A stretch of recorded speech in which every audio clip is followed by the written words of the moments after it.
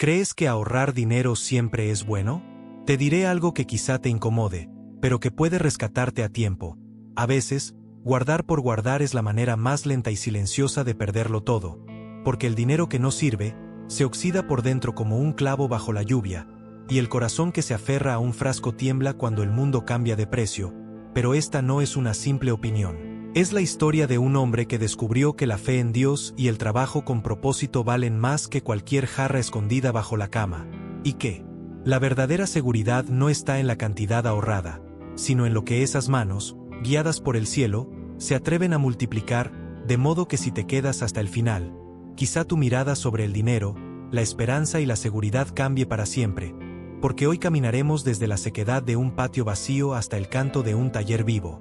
Y verás como un corazón que aprendió a orar también aprendió a producir. En un pueblo de caminos polvorientos, donde las tardes tenían el color del barro y el olor del viento traía historias viejas, vivía Efraín, un abuelo alto y ojeroso que de tanto soñar se olvidó de despertar temprano, y de tanto prometer se le desgastaron las palabras, pues hablaba de planes como quien habla de nubes, hermosas a la vista e imposibles de tomar con la mano. Decía siempre que algún día abriría una tienda, que otro día sembraría un campo de calabazas gigantes, que pronto compraría vacas para vender leche sin moverse de su corredor de madera, y las delicias de esa vida que no llegaba eran su único banquete nocturno, tanto que su esposa, la paciente Alba, suspiraba hondo mientras remendaba la misma camisa una y otra vez y decía con voz firme, pero sin gritos: Efraín, la vida no se sostiene con promesas, se sostiene con trabajo y con oración. Y él, con esa mezcla de vergüenza y orgullo que a veces se confunde con indiferencia, respondía: ya veremos, mujer, ya veremos. Como si el futuro fuera un tren al que pudiera subirse sin boleto, pero la casa no entendía de excusas, porque las paredes descascaradas pedían pintura, el techo lloraba por 2 o 3 goteras donde el aguacero se divertía colándose, la alacena parecía una cueva con eco, y los pasos pequeños de su nieta, Lía, sonaban cada noche preguntando con ojos grandes y voz bajita: abuelo, ¿hay pan? Y Alba abría la puerta de madera del mueble sin encontrar más que un olor a madera vieja y un puñado de polvo de harina que no alcanzaba para amasar ni una esperanza, y entonces Efraín tragaba saliva, bajaba la cabeza y apretaba los labios, porque los sueños no se untan en la tortilla, ni llenan estómagos, ni quitan la tos cuando llega el frío, y así, entre el peso de las promesas y el hambre que no se esconde, una madrugada sin gallos ni cantos. El abuelo tomó la decisión que había despreciado durante años, esa que creía reservada para otros y que siempre posponía. Consiguió trabajo de jornalero, dobló la espalda bajo el sol, llevó sus manos suaves como pan recién hecho a la tierra dura, y regresó al anochecer con un pago pequeño que sonó más a suspiro que a victoria, pero sonó, y con eso compraron frijol, un poco de maíz y sal, y pagaron una deuda que los perseguía como perro flaco. Sin embargo, el dinero parecía arena entre los dedos, venía y se iba con la rapidez de un relámpago que ilumina y deja la noche igual de oscura, y Efraín, cansado de andar detrás de un cheque, escuchó un día, haciendo fila en la tienda, a 2 hombres que hablaban con la certeza de quien recita un salmo mal entendido: el secreto es ahorrar, el que guarda siempre tiene. Y esa frase lo taladró por dentro, tanto que esa noche, mientras Alba y Lía dormían, buscó un frasco de vidrio, lo lavó con esmero, lo secó en su pantalón, lo besó casi sin darse cuenta y lo escondió bajo la cama como quien guarda un secreto, y desde entonces, cada moneda que sobraba después de comprar lo justo, cada billete arrugado que sobrevivía a la feria, iba a dar al frasco con un tintín que a Efraín le sonaba a música de película, como si el futuro se estuviera fabricando en silencio detrás de aquella trama de vidrio. Y Lía lo descubrió, levantó la colcha, vio el brillo de las monedas dormidas y preguntó con inocencia que punza: ¿qué haces, abuelo? Y él, sacando pecho como un niño con su tesoro, respondió: estoy guardando nuestro mañana. Y desde ese día, el frasco fue su orgullo, su amuleto, su altar equivocado, al punto que se negó a comprar botas nuevas aunque las suyas enseñaban los dedos, y decía: aguantan otro mes, y dejó que la gotera de la cocina hiciera charcos en la mesa, diciendo: ese techo aguanta otra lluvia, mientras la mesa era cada vez más pobre, con menos pan, menos leche, menos carne, y la niña alargaba el momento de masticar para engañar al hambre. Y Alba, que calla hasta. Que el silencio hace daño, dijo un día. ¿De qué sirve tanto guardar si pasamos hambre? Y Efraín, con la fe torcida hacia el vidrio y no hacia el cielo, soltó otra moneda dentro y zanjó. Es por nuestro bien, algún día lo entenderán. Y el frasco creció, se llenó de billetes con aroma a manos distintas y de monedas de todos tamaños. Y el abuelo lo sacaba por las noches, lo miraba bajo la luz de la lámpara, lo abrazaba como a un hijo, y se decía que había encontrado seguridad. Pero la seguridad sin propósito es un muro sin puerta, y a veces los muros nos encarcelan. Un día, no pudo más con el orgullo, colocó el frasco en la mesa, llamó a Lía, ven, hija, mira esto. Y la niña abrió los ojos como si viera el mar por primera vez. ¿Cuántos costales de maíz podemos comprar con todo esto?, preguntó con la matemática de la esperanza, y Efraín, inflando el pecho, exageró, nunca nos faltará comida. Y rió, contagiando a su nieta, pero Alba, que clavaba su aguja como quien reza. Con cada puntada, observó sin decir palabra, y al día siguiente, el abuelo y la niña marcharon hacia el mercado con el frasco envuelto en un trapo, y sus botas rotas marcando el compás de los sueños, y cuando vació el contenido sobre la mesa del comerciante, los billetes parecieron más flacos que el hambre. El hombre, con dedos rápidos como tijeras, contó sin emoción y tumbó la torre con 3 palabras. No alcanza, viejo, los precios subieron, apenas te llevas 1,5. Y Efraín se quedó frío, con la boca abierta y la dignidad colgando de un hilo, y balbuceó, ¿cómo puede ser? Y el comerciante, con la filosofía hueca del que ve números y no rostros, contestó, el dinero vale menos cada día, así son las cosas. Y Lía, con el golpe de los niños que preguntan mejor que los adultos, dijo. Entonces el frasco se encogió, y el abuelo sintió una piedra en el pecho, recogió su compra con manos de madera, y de regreso, cada paso era más pesado que el anterior, y por la noche vació el frasco sobre la mesa, y los billetes cayeron como hojas secas, y las monedas sonaron a eco vacío, y los contó 1, 2, 10 veces, como si los números pudieran multiplicarse por compasión, pero los números son obedientes, no sienten, y se quedó frente al vidrio, entendiendo, por fin, que había guardado aire en una botella, que la promesa del frasco era un espejismo y que la seguridad no vive en un escondite, sino en el servicio, en el fruto, en la obediencia a Dios, que multiplica panes cuando las manos reparten, no cuando esconden. Esa noche, golpeó la mesa con rabia, tanto sacrificio, ¿para qué? Y Alba no dijo nada, porque ya lo había dicho todo. Y la niña preguntó suave, abuelo, ¿de qué sirve ahorrar si al final no alcanza? Y él no tuvo respuesta, caminó al corredor, el viento frío lo abrazó con un reproche honesto, y por primera vez, el hombre flojo y el jornalero cansado se encontraron en el mismo cuerpo y se supieron iguales, porque flojera y ahorro muerto conducen a la misma nada, y los días siguientes fueron ásperos como lengua de gato. En el campo apenas llenaba medio saco, el patrón lo miraba como quien mira un mueble viejo. En casa la tos de Alba era un tambor que no dejaba dormir, y la mirada de Lía tenía hambre de mañana. Fue entonces cuando, sentado en el corredor mirando el mundo pasar, vio a su vecino, Moisés, caminar erguido con una canasta de huevos blancos, no de promesa, sino de desayuno, y al rato, otro pasó con botellas de leche, y más tarde, una muchacha llevó pan caliente envuelto en un paño, y Efraín, que todavía cargaba su frasco como fe equivocada, sintió envidia y tristeza. Pero también una chispa vieja se encendió en su memoria. Las palabras de Lía cuando jugaba a ser adulta y dijo un día: ¿y si en vez de guardar dinero compramos algo que produzca? Y ese algo resonó como campana que despierta, y no pensó mucho más, recogió lo que quedaba en el frasco, lo metió en la bolsa, oró por primera vez en mucho tiempo, no para pedir, sino para entender, y dijo: Señor, si he de tropezar otra vez, que sea tropezando hacia adelante, y se fue al mercado. Regateó con voz humilde, y regresó con 5 gallinas flacas, feas, nerviosas, que eran más esperanza que carne, y cuando las soltó en el patio, Lía aplaudió. Tenemos fábrica de huevos. Y Alba sonrió con su sonrisa de milagros pequeños, y Efraín sintió que el corazón le volvía a latir con coraje.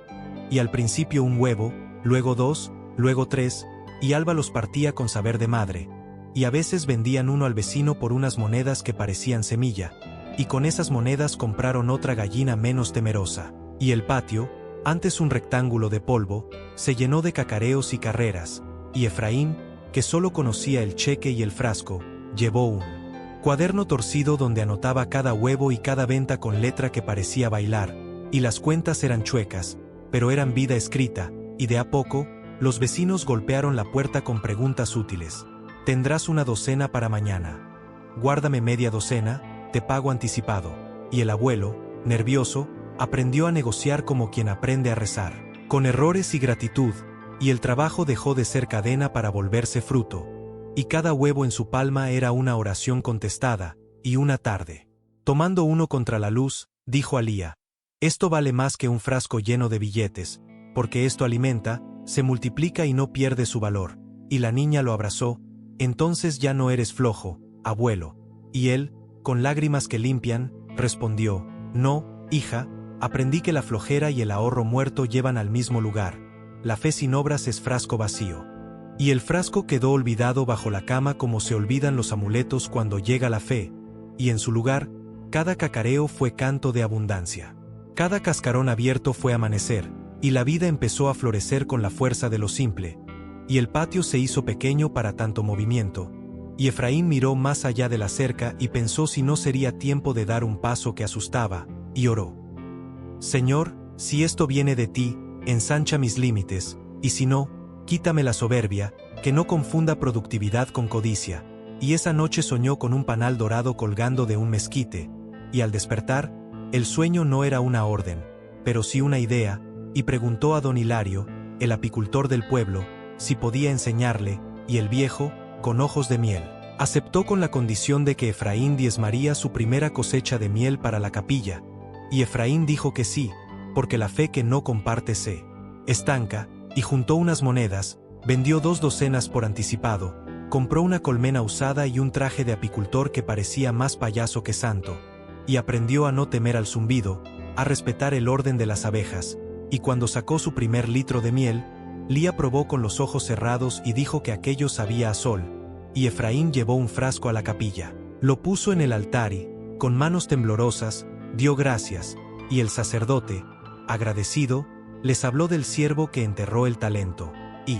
Efraín se rió por dentro con vergüenza buena, como quien se reconoce en una historia y decide no repetirse, y la miel corrió en frascos rotulados con una etiqueta torpe que decía miel de Lía, porque el nombre de la niña era promesa, y el producto encontró boca y bolsillo, y pronto, las gallinas y las abejas exigieron más orden, y la casa aprendió el ritmo de lo vivo.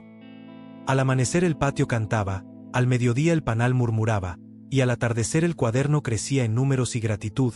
y la gotera de la cocina dejó de ser chiste cruel porque Efraín arregló el techo con sus manos, no porque aguantara otra lluvia, sino porque el hogar merecía respeto, y compró botas decentes, no por vanidad, sino por salud. Y Alba dejó de toser gracias a un jarabe hecho de miel y plantas que la vecina enseñó a preparar. Y Lía volvió a llevar pan a la escuela para compartir, y su risa no tenía huecos, y la gente empezó a ver a Efraín no como el flojo de las promesas, sino como el hombre que hizo trabajar lo poco hasta volverlo suficiente. Y un día difícil, cuando el precio del maíz subió de nuevo y el pueblo entero apretó el cinturón, Efraín no tembló, porque su mesa no dependía de un solo hilo, tenía huevos, un poco de miel, y manos para hacer pan con una receta de Alba que olía a niñez, y juntos, en la mesa larga de madera, amasaron panés pequeños con sésamo y los vendieron envueltos en papel gris. Y la cola afuera de su puerta parecía procesión de domingo. Y mientras contaban las monedas con cuidado, Efraín se detuvo, miró a Alba y a Lía, y dijo: no se trata de ser ricos, se trata de que nadie aquí vuelva a preguntar si hay pan. Y desde ese día, cada jueves, prepararon una canasta que decía para quien lo necesite, con 6 panés, media docena de huevos y un frasco pequeño de miel, y lo dejaron en la capilla sin etiqueta de autor, porque la honra la sabe repartir Dios mejor que cualquier nombre. Y el pueblo cambió de rumor, ahora se hablaba de cómo esa familia compartía y prosperaba, y un vecino, que había escondido su dinero en un bote enterrado, vino una tarde con los ojos avergonzados a pedir consejo, y Efraín le mostró sus manos, las líneas nuevas que el trabajo deja, y dijo despacio: deja que el dinero aprenda a trabajar sirviendo, no escondido, y ora, porque cuando Dios bendice la obra de las manos, los números obedecen, y cuando uno entierra los talentos, la tierra se los come. Y el vecino compró 2 cabras y una piedra de moler, y comenzó a vender queso fresco, y su casa también cantó, y otro, que pensaba que la seguridad era un candado, compró herramientas y reparó bicicletas, y la calle se llenó de llaves que abren, no de candados que encierran, y un muchacho que siempre decía mañana se acercó a Efraín a pedir trabajo, y el abuelo le habló de madrugar como quien habla de una cita con el cielo, y de escribir cada venta como quien escribe un salmo de gratitud. Y así, la economía pequeña del pueblo empezó a parecerse a un campo verde donde cada parcela florece distinto, pero todas reciben la misma luz. Y cuando llegó una tormenta grande que tumbó cercas y ensució colmenas, Efraín no corrió al frasco, porque ya no existía, corrió a la oración y luego a la minga con los vecinos, y reconstruyeron juntos lo que el viento tiró, y Alba, con delantal a cuadros, preparó café y pan para los que martillaban, y Lía, con trenzas recién hechas, anotó quien necesitaba que, por quedar con orden multiplica el alcance del bien, y en medio de la faena, Efraín tuvo un pensamiento que se volvió costumbre. La fe abre puertas que los billetes cerrados no pueden, y entonces instituyó en su casa una regla que suena simple, pero sostiene techos, cada peso tendría nombre antes de salir, una parte para la casa, otra para crecer el trabajo, otra para compartir, otra para emergencias, y un diezmo de gratitud que no se discute, porque la fuente se honra, y vio que ese orden, más oración, calmaba el pánico y encendía la lámpara de la prudencia, y que la abundancia más grande de todas no era la cantidad exacta de lo que guardaban, sino el gozo de ver el fruto sostener a otros.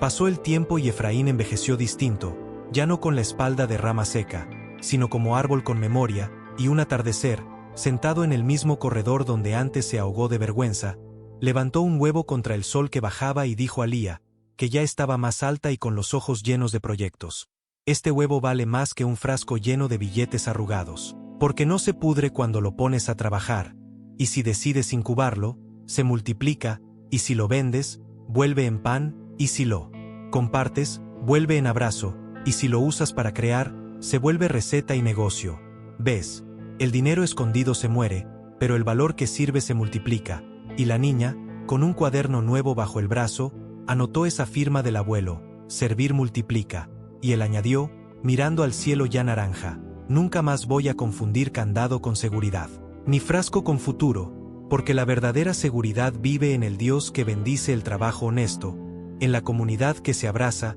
en la prudencia que hace planes, no en el miedo que entierra. Y Alba, apoyada en el marco de la puerta, sonrió en idioma de esposa, ese que no necesita traducción, y la noche cayó sobre una casa con luz interior. Por si preguntas qué pasó con el mercado, te diré que los precios siguieron bailando como bailan las palmeras en vendaval, pero la familia ya no se mareó, porque había aprendido a poner raíces más profundas. Y cuando el dinero se estiró menos, estiraron la creatividad, y cuando alguien preguntó si convenía ahorrar, Efraín dijo: ahorra herramientas, ahorra relaciones, ahorra aprendizajes, ahorra semillas, ahorra aceite en la lámpara, ahorra para propósitos y metas que producen, no para dormir tranquilo en engaño. Y muchos no lo entendieron, otros lo tomaron como consejo de oro, y los que lo aplicaron dejaron de visitar la tienda como pordioseros y llegaron como socios del destino. Y cuando Lía creció y quiso estudiar panadería, el pueblo entero colaboró comprando anticipado su primera tirada de pan dulce, y el horno nuevo se encendió con risas, y el primer pan que salió, redondo y brillante, fue para la capilla, y el segundo para la vecina que había cuidado a Lía cuando Alba enfermó, y el tercero se sorteó entre los niños de la calle, y Efraín, con lágrimas agradecidas, comprendió que el círculo había cerrado, de pedir pan a hornear para otros, de esconder billetes a iluminar hornos, de repetir promesas a cumplir propósitos, de mirar al frasco a mirar al cielo. Y si hoy te cuento todo esto, no es para que compres gallinas o colmenas necesariamente, ni para que amases pan si no te gusta la harina en los dedos, sino para que entiendas que el dinero sin misión se enfría, y el corazón sin fe se encoge, y que Dios no multiplica lo escondido por miedo, Dios sopla sobre lo ofrecido con amor, sobre lo trabajado con humildad, sobre lo planificado con sensatez. Y que cuando uno da el paso de obedecer, aun con poco, la escasez pierde su silla preferida. Quizá ahora mismo estás mirando tu propio frasco, tu cuenta quieta, tu cajón con sobres, y sientes que eso te cuida, pero si a la mesa le falta pan y a tu barrio le faltan manos, pregúntate si no ha llegado la hora de abrir el vidrio, de poner nombre a cada peso, de decir, este será una herramienta, este una semilla, este una clase, este una mejora, este un don para otro, y ora, porque sin oración solo cambiarás de ansiedad, y con oración aprenderás a caminar con paso de propósito, y no te diré que nunca habrá tormentas, ni que el precio del maíz te va a obedecer, te diré algo mejor.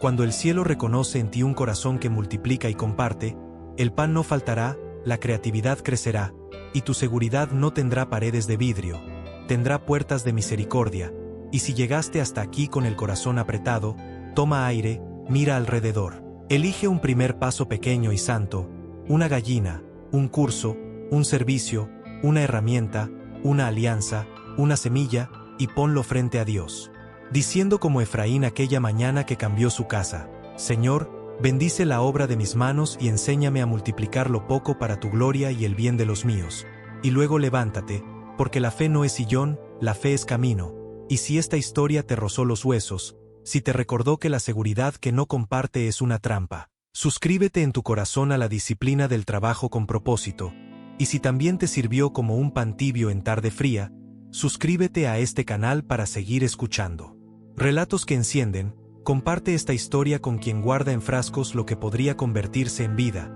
y dime qué semilla vas a poner a trabajar hoy, porque tal vez, justo tal vez, tu patio está a punto de cantar.